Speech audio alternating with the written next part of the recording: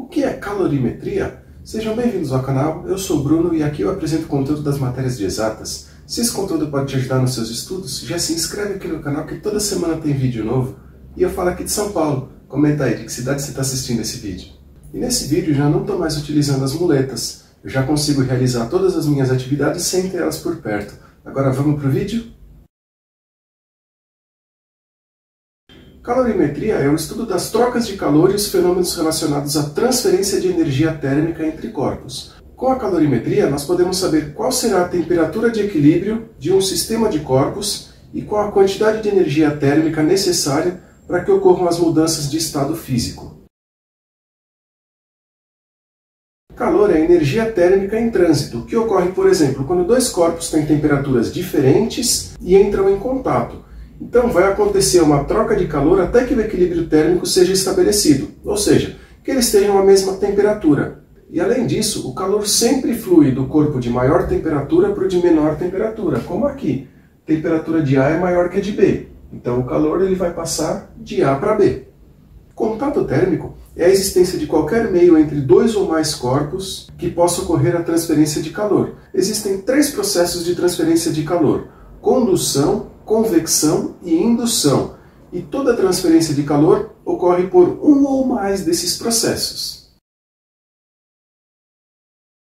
A condução térmica é o processo que se dá pela transferência de energia entre partículas e por isso precisa de um meio para ocorrer. Por exemplo, se nós aquecermos a ponta de uma barra metálica, segura numa ponta e aquece a outra. O calor ele vai sendo transmitido até que a gente sinta na nossa mão, mesmo que o aquecimento seja na outra ponta. E um outro exemplo é quando nós colocamos café ou chá quente numa xícara.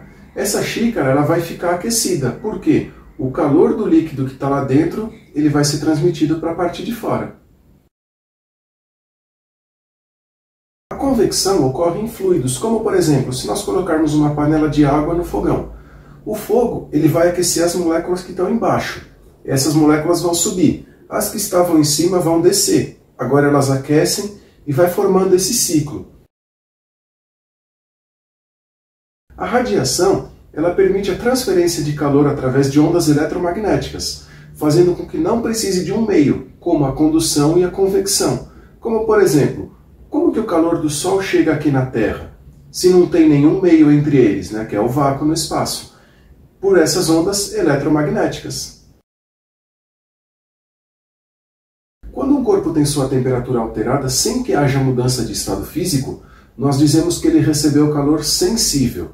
Por exemplo, se nós tivermos água numa panela a 20 graus Celsius e elevarmos essa temperatura para 40 graus Celsius, aparentemente não vai ter acontecido nada, mas se nós colocarmos a mão na água, vamos sentir a diferença de temperatura. Esse é o calor sensível. E para calcular o calor sensível, nós utilizamos essa fórmula aqui, Q igual mc delta T, onde Q é a quantidade de calor, m é a massa do corpo, C é o calor específico e delta T a variação de temperatura que ele sofreu. O calor específico apresentado nessa fórmula, que é esse C minúsculo, é a quantidade de calorias necessárias para elevar em 1 grau Celsius 1 grama de uma determinada substância. Isso é referência à água, onde o valor do calor específico é 1 caloria por grama grau Celsius. Existe também a capacidade térmica, que é dada por esta fórmula. C igual a Q sobre ΔT, ou C é igual a M vezes C. Bom, mas por que tem dois Cs numa fórmula? Esse aqui é maiúsculo, que é a capacidade térmica. O minúsculo é o calor específico. Esse aqui é o mesmo deste. Esse aqui, da capacidade térmica, é o C maiúsculo. E a capacidade térmica é a quantidade de calor que um corpo deve receber ou ceder para que sua temperatura varie 1 grau Celsius ou 1 Kelvin. Recapitulando, então, o C minúsculo é o calor específico e é a quantidade de calor para 1 grama da substância. O C maiúsculo é a capacidade térmica e é a quantidade de calor para o corpo todo. Agora vamos falar sobre o calor latente. Este é a quantidade de calor recebida por um corpo durante a mudança de estado físico. Por exemplo, se nós tivéssemos uma massa de água passando do estado sólido para o líquido ou do líquido para o gasoso, nós temos calor latente durante essa transformação. Nesse caso, todo o calor recebido ou cedido altera apenas o estado físico, não altera a temperatura. E para calcular o calor latente, nós utilizamos esta fórmula aqui, Q igual a M vezes L, onde o Q é a quantidade de calor, M é a massa do corpo e o L é o calor latente. E cada substância possui um valor para o calor latente. O fluxo de calor é uma grandeza que fornece a taxa de passagem de calor através de uma área e é calculado por esta fórmula aqui, Q sobre ΔT, ou K vezes A vezes ΔT sobre E. Bom, aqui nós temos o fluxo de calor, a condutividade térmica, a área do corpo, a variação de temperatura e E é a espessura do corpo. Toda substância pura tem uma curva de aquecimento semelhante a esta aqui. Temperatura versus tempo. Nessa primeira parte, nós temos o estado sólido. Aqui, nós temos a mudança do estado sólido para o estado líquido, que é o calor latente de fusão. Aqui nós temos o estado líquido, aqui é a passagem do líquido para o gasoso, onde nós temos o calor latente de evaporação. E aqui nós temos o estado gasoso. Nesse primeiro, nesse terceiro e no quinto espaço, nós temos o calor sensível. Num sistema fechado, nós dizemos que a troca de calor entre os corpos é nula, ou seja, a quantidade de calor que um corpo cede é igual à quantidade de calor recebida pelo outro, uma vez que não há troca de calor com o meio. Agora vamos ver alguns exercícios de calorimetria? Qual o processo de transferência de calor em cada um dos casos? Um ovo aquecido numa caneca com água. É a condução. Por quê? É o contato da água quente com a superfície do ovo que faz a transferência de calor. E o calor enviado de uma estação espacial? Se é uma estação espacial, não tem meio para propagação. Só pode ser a radiação.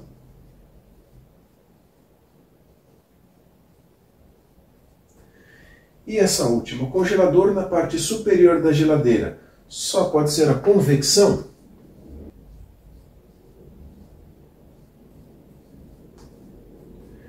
Por quê? O ar frio ele vai subir e o ar quente descer. Então, se a gente gelar a parte de cima, o ar vai ficar frio e ele vai descer. Automaticamente, o ar que está embaixo vai subir e vai começar a fazer esse ciclo. O ar sobe e esfria, então ele desce. O ar que ocupa o lugar dele vai esfriar, também vai descer. Então, vai formando. Dessa forma, a gente gela a geladeira inteira. Calcule a quantidade de calor sensível e latente para que um cubo de 100 gramas de gelo seja aquecido de menos 20 graus Celsius para 40 graus Celsius. Então nós temos tanto o calor sensível quanto latente. O sensível ele vai estar no gelo, de menos 20 até 0 graus. Aí vai ter o calor latente durante a mudança de estado e depois outro calor sensível, de 0 a 40 graus Celsius. Então vamos fazer o calor latente aqui, que é um só vai caber, e o sensível vai ter dois cálculos. Então a gente usa o outro lado. Como que é a fórmula do calor latente? É Q igual a M vezes L. Então a quantidade de calor vai ser a massa, que é 100 gramas, vezes 80 calorias por grama. 80. Então aqui nós temos grama vezes caloria por grama. O grama vai se anular, então vai sobrar só caloria, que é igual 80 vezes 100 dá 8.000 calorias. Podia pôr 8 quilocalorias também. Então, esse aqui é o calor latente. Agora, vamos calcular o calor sensível. Como que é a fórmula? Q igual M vezes C vezes ΔT, conhecida como Q-macete. Então, primeiro para o gelo. Vamos chamar de Q1 aqui. Q1 vai ser a massa, sempre 100 gramas. Vezes o C do gelo, que é o calor específico, é meio. Então, 0,5. Vezes a variação de temperatura. Vai sair do menos 20 graus e subir até o zero. Então aqui vai ser 20 graus. Celsius. Então, o Q1 vai ser igual a meio vezes 20 dá 10. 10 vezes 100 dá 1000. 1000 calorias. Aqui a gente chamou de Q1, vamos chamar esse aqui de Q3. E agora nós vamos calcular o calor da água. É o Q-macete de novo, Q igual a M vezes C vezes ΔT. Esse é o Q2, né? A massa, 100 gramas. Vezes. Agora a gente vai usar o calor específico da água, certo? Estado sólido e estado líquido. Então vai ser 1 aqui. Vezes a variação de temperatura. Nós vamos partir do 0 grau até o 40 graus. Então aqui vai ser 40. Então o Q2, 100 vezes 1 é 100. Vezes 40 dá 4.000. 4.000 calorias. Então, calor sensível, 1.000 mais 4.000, são 5.000. Calor latente, 8.000. Se pedisse a quantidade total de calor, teríamos que somar os 3, que daria 12.000, 13.000 calorias, ou 13 quilocalorias. Dada a curva de aquecimento, responda a: quais as temperaturas de fusão e ebulição? Então vamos lá. Resposta A. Temperatura de fusão é nesse primeiro patamar aqui, então 30 graus Celsius.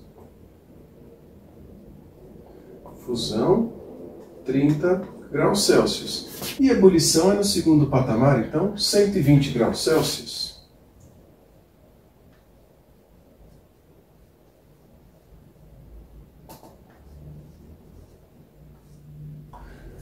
Agora B. Em que estado a substância é encontrada em cada ponto? 1, 2, 3, 4 e 5. Então vamos lá. Resposta B. Nós temos os pontos 1, 2, 3, 4 e 5. Então vamos ver aqui. No primeiro estado nós temos o sólido, né? Então aqui, sólido. Atingiu a temperatura de fusão. O que a gente vai ter aqui então? Dois estados, né? Sólido e líquido. Sólido e líquido. Agora aqui no 3, já derreteu todo o sólido que tinha. Ele já fundiu, então é só o estado líquido. E depois, o segundo patamar é o ponto de ebulição. Então vai ter a mistura de líquido com gasoso. Líquido e gasoso. Por fim, nós vamos ter só o estado gasoso.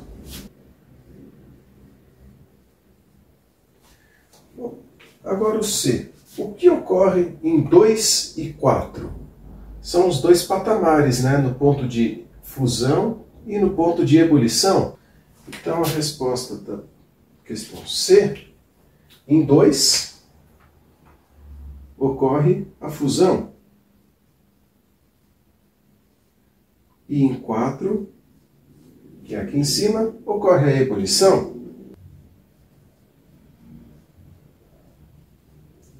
Ebulição. Agora D. Onde nós temos calor sensível e onde nós temos calor latente? Então, D. O que tem aqui? Sensível. E latente.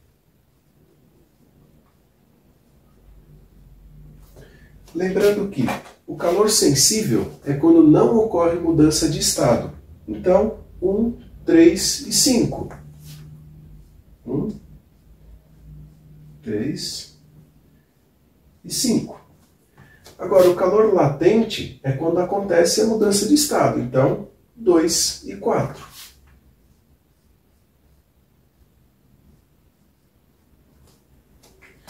E agora temos as 4 respostas para as 4 perguntas. Viram que nós temos diferentes tipos de exercício?